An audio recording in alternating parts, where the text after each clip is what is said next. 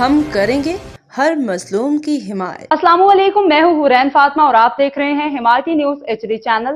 نظر ڈالتے ہیں آج کی اہم خبروں پر۔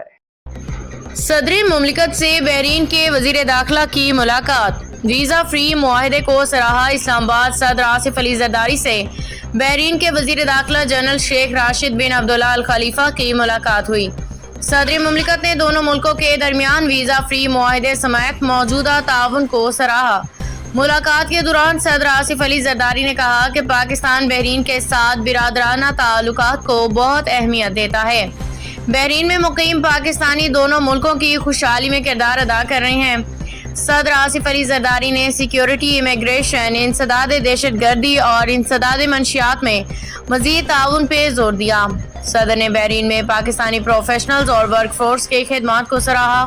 آصف علی زرداری نے ویزا سسٹمز کو جدید بنانے اور ڈیجیٹل سہولتیں متعارف کرانے کی ضرورت پہ زور دیا۔ صدر مملکت نے بحرین کے وزارت داخلہ کے افسران کو اسلام آباد کے دورے کی دعوت دی۔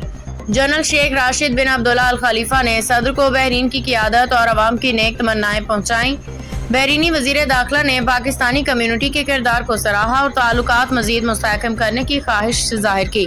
ملاقات میں وفاقی وزیر داخلہ محسن نقوی، وزیر مملکت طلال چودھری اور سینیٹر ندیم مانڈوی والا بھی شریک تھے۔ باخبر رہیے ہر جگہ ہر وقت، جانیے ملکی و غیر ملکی حالات و واقعات یقین کے ساتھ۔